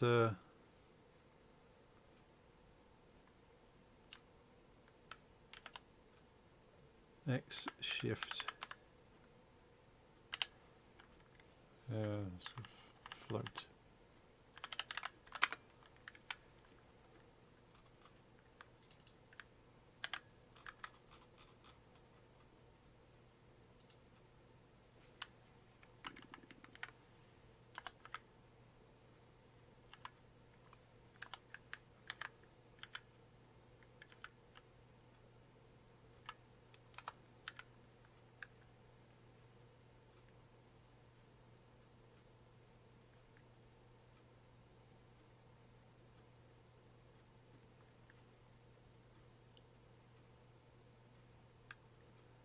So X shift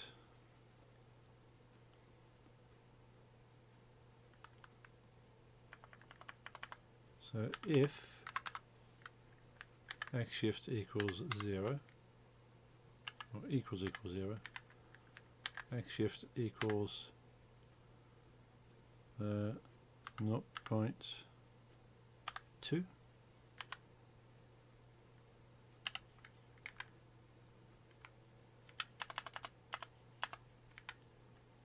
Else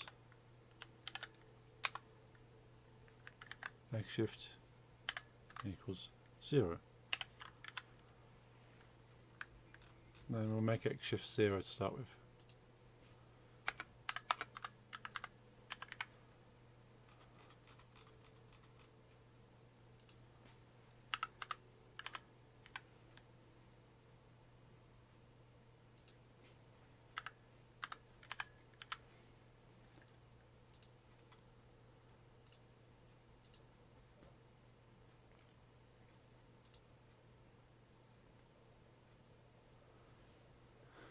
Giant statues of the band surrounding the stage, like 20 meters high statues. Well, probably was inflatable to make it movable, but they were well made, so they looked like stone. All the members were on ropes, so flied around. More fire than Rammstein show. Lasers everywhere. Drum kit was surrounded by big cat statues that shot lasers and stuff. That sounds amazing. I saw Kiss at download, but of course they couldn't have all their extra props and stuff at download. Still pretty cool though. Right, so let's see if we can put Rumble in here. What year? Can't remember what year it was actually. It wasn't that year. I'll show a look in a sec. Way, that's the castle's sliding away. Come back, castle. It's not supposed to do that. Is that? I'm off. My people need me. No, that's not quite what I wanted it to do. Because it transforms it. Okay, so what it needs to be then. So it needs to be 2. That needs to start at a 2, and if it's a 2, set it to -2. If not, set it to 2. So basically it's either 2 or -2. When the big curtain that hid the stage fell, came floating down from the ceiling on platforms with fireworks shooting out of the bottom of the platforms. Wow. See, they are proper shows. They are proper show people. So, that -2. That's cool. That was a cool effect, but that's certainly a bug. That's not a... Right, one last try, and I'll probably wrap up the stream after I've got this castle shaking. Right, let's test it again. Oh, look at that. Oh, that's perfect.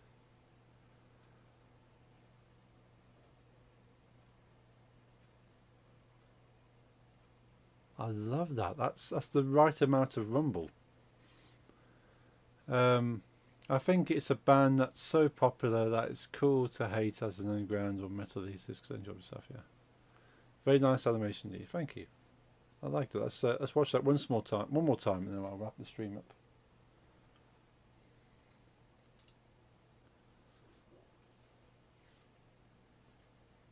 Right.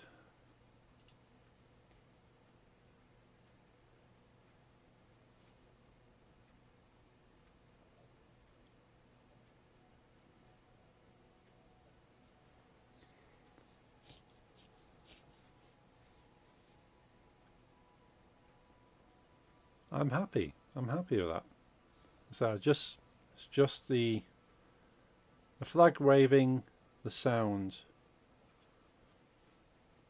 and then I think that's the win animation complete.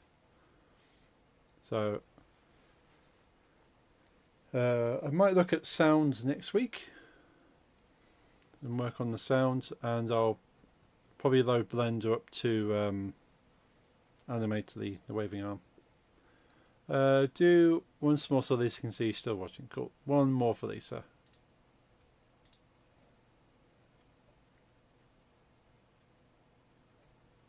Still watching the gay dressing up show. Right, are you ready? 3, 2, 1, boom.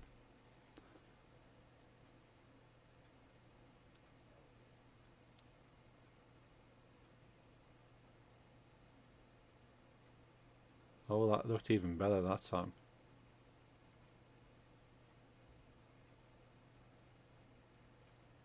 I'm happy with that. I'm happy with that. That's cool.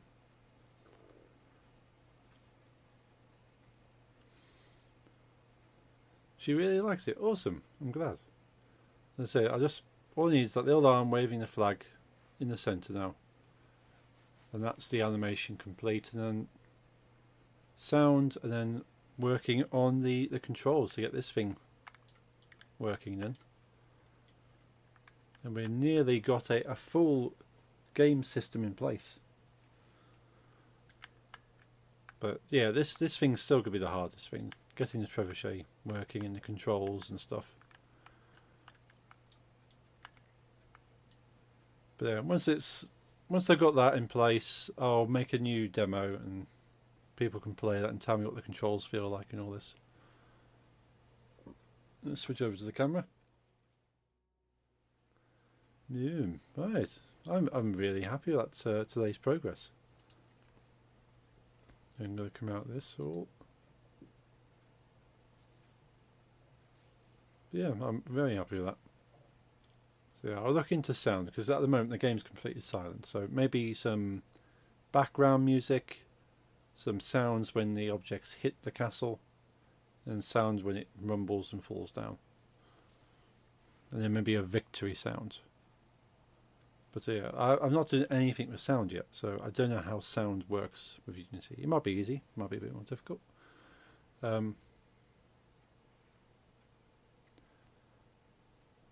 By the way, one of the drag queens is from Wales and speaks fluent Welsh. That's seriously a language from Mars or whatever. Different from anything I heard on Earth, yeah. The Welsh language is quite unique. They kind of go up and down.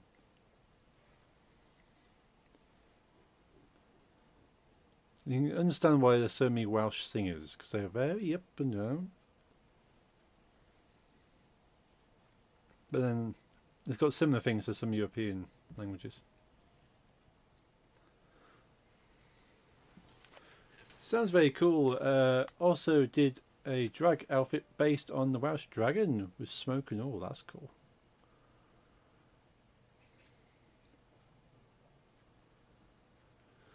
Right, I'm going to sign off and get some rest. Thank you all for being here. No stream on Friday. I'm going out for a meal with a friend on Friday. But we're doing some more this next Wednesday, of course, and quite likely Stardew Valley on Monday if all goes well. If not, more Minecraft if the mods are playing up. But we shall see. Have a good rest. Great progress today, yes. So it's not a lot, but it's still progress, and it was good. But that's been bugging me for a while. I've worked out a system, I've optimized the system, and I've made it work. So I'm happy. But yeah, I hope you all have a good rest as well. Enjoy what's ever left of your Wednesday. And enjoy the rest of your week, because I won't be back online again until Monday. But I might talk to you before then. If not, yeah, enjoy your week. Enjoy your weekend, and I shall see you all on Monday. So I hope you have a good night. Good night.